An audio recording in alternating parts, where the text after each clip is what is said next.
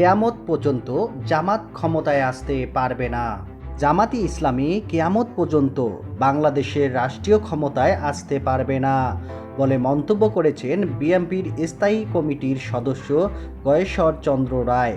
তিনি বলেন, আমি নিশ্চিত কেয়ামত পর্যন্ত বাংলাদেশে জামাতি ইসলামী রাষ্ট্রীয় ক্ষমতায় আসার কোনো সুযোগ নেই।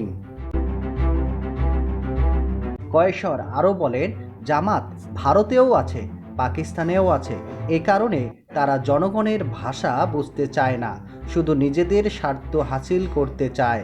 জামাতের যেসব দাবি সেগুলো নির্বাচনীয় প্রক্রিয়ায় বাধাগ্রস্ত করতে করা হচ্ছে। আওয়ামী লীগ না থাকলে বিএনপি ক্ষমতায় আসবে, এটা জামাত সহ করতে পারছে না।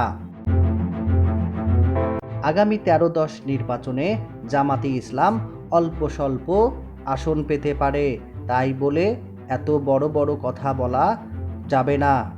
স্বাধীনতা যুদ্ধে আপনারা অপরাধ করেছিলেন, ক্ষমা করেছি, কিন্তু ভুলিনি। 71-এর কথা ভুলে গিয়ে যদি জনগণ তাদেরকে ভোট দেয় তাহলে আমরা সালাম দেব। আমরা মুক্তিযোদ্ধারা বেঁচে থাকতে মেনে নিতে পারবো না, এ কথা কিন্তু আমরা এখনো বলিনি। স্বাধীনতা যুদ্ধে আপনারা অপরাধ করেছেন, আমরা ক্ষমা করেছি, কিন্তু ভুলে যাইনি।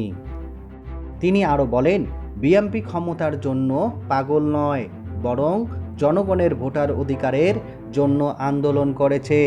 জনগণ যদি বিএনপিকে ভোট দেয় তা মানতে কারো কি আপত্তি? তিনি আরও বলেন, শহীদ প্রেসিডেন্ট জিয়াউর রহমান সবচেয়ে বড় সংস্কারক। বিএনপি সংস্কারে বিশ্বাস করে, কুসংস্কারে নয়। নির্বাচন বিষয়ে অন্তর্বর্তী সরকারের প্রধান উপদেষ্টাকে উদ্দেশ্য করে বলেন, আপনি প্রতিশ্রুতি দিয়েছেন ফেব্রুয়ারিতে নির্বাচন দিবেন, নির্বাচন আয়োজন করুন, কেউ বাধা দিলে বিএনপি আপনার পাশে থাকবে। বর্তমান নির্বাচন পদ্ধতি নিয়ে তিনি বলেন, পিআর পদ্ধতি আমরা চাই না, এটি হলো পেছনের দরজা দিয়ে ক্ষমতা দখলের চেষ্টা।